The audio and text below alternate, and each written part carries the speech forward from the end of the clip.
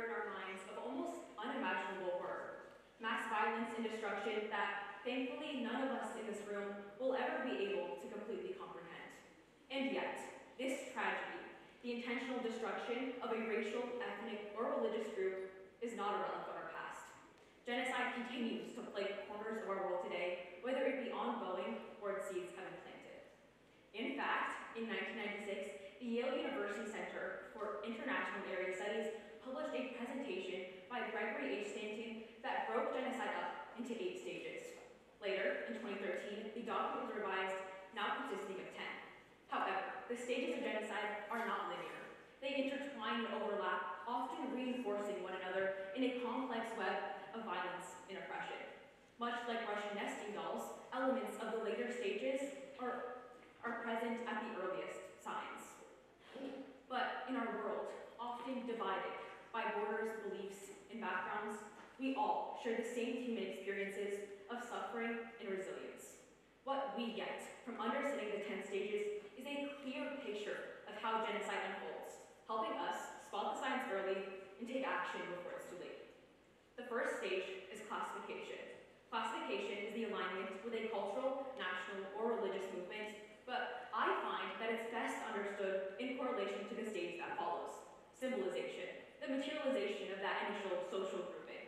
In the most simplest sense, it's the way that we distinguish one another, whether it be the physical garments we choose to wear, or the symbols that we put onto stickers for our computers and laptops. What happens in these 2 stages is the weaponization of that social grouping.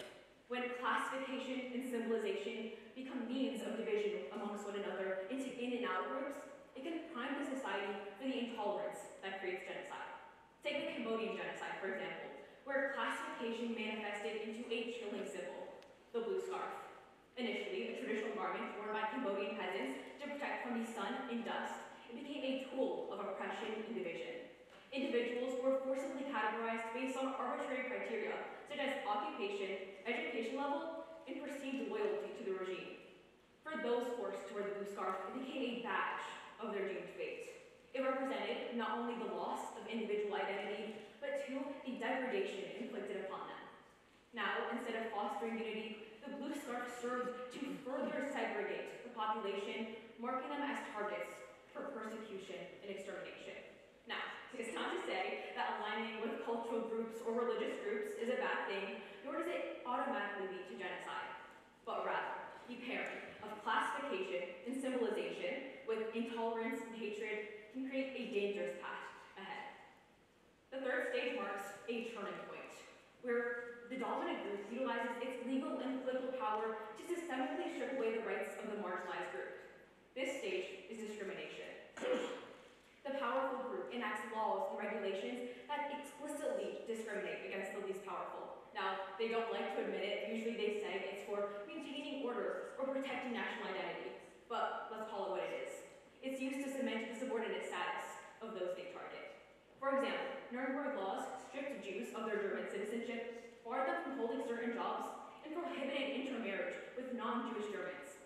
Through legal means, the Nazi regime institutionalized discrimination and laid the groundwork for persecution and the eventual genocide of millions of Jews and other marginalized groups.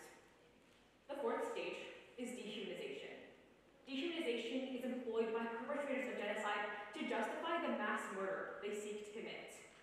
By portraying their victims as less than human, they create an environment where their atrocities are normalized and even celebrated.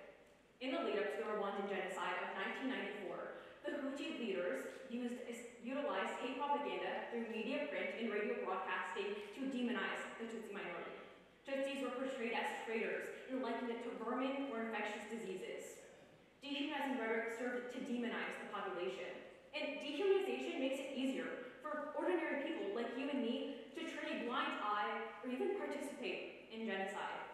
This stage serves as a perspective shift amongst the general population.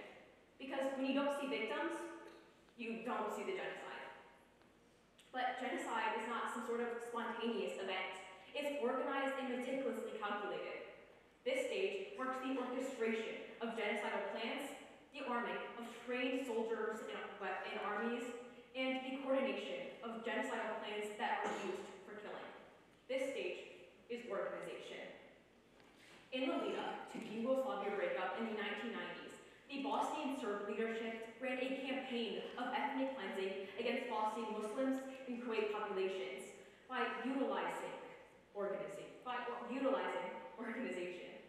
They went into their towns and they besieged them. They rounded up civilians, tortured them, and eventually executed them.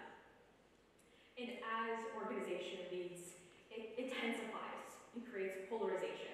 Polarization is a juncture where tensions escalate, moderate voices are silenced, and the lead to mass violence is increasingly entrenched. What happens here is moderate voices are no longer heard, so speaking out against genocide no longer exists. In China, Uyghur leaders, cultural figures, and intellectuals who advocate for reconciliation and human rights and dialogue are seen as targets by Chinese authorities. They're rounded up, arbitrarily detained, forcibly disappeared, and subject to harsh prison sentences under terms of extremism and separatism. And as polarization intensifies, the stage is set for preparation, the seventh stage. What happens in preparation is that the arbitrators of genocide begin to take more action. The perpetrators of genocide are not transparent in their motives, but elusive in their intentions. They don't want you to know what they're doing.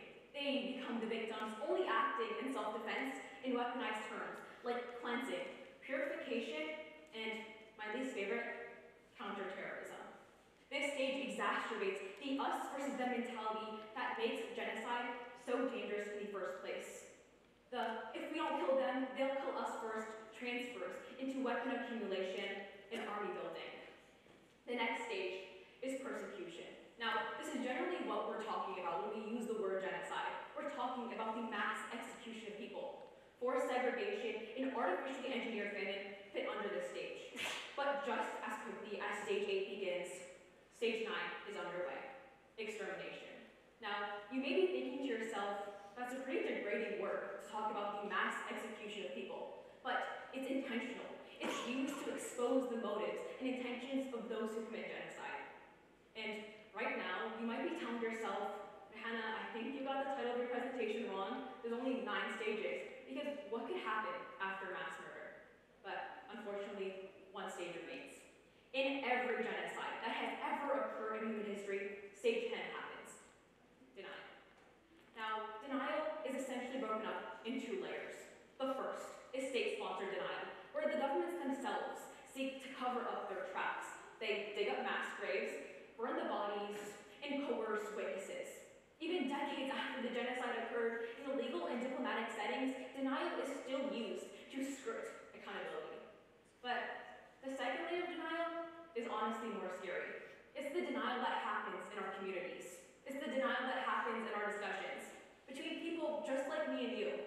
When the term of genocide becomes increasingly politicized, it makes a dangerous path because we refuse to acknowledge the suffering that people are going through right now. So, to me, the second layer of denial is the most scary. But as our exploration of the 10 stages begins to come to an end, it doesn't end with mere reflection. Yes, understanding the lessons and patterns of history is vital. But the collective responsibility that me and you have in transferring that into meaningful action is much more important. From the initial classification of us versus them to the final stage of denial, it serves as a sombering reminder for the human capacity of destruction.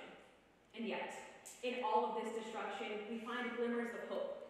That by learning about our past and learning how genocide unfolds,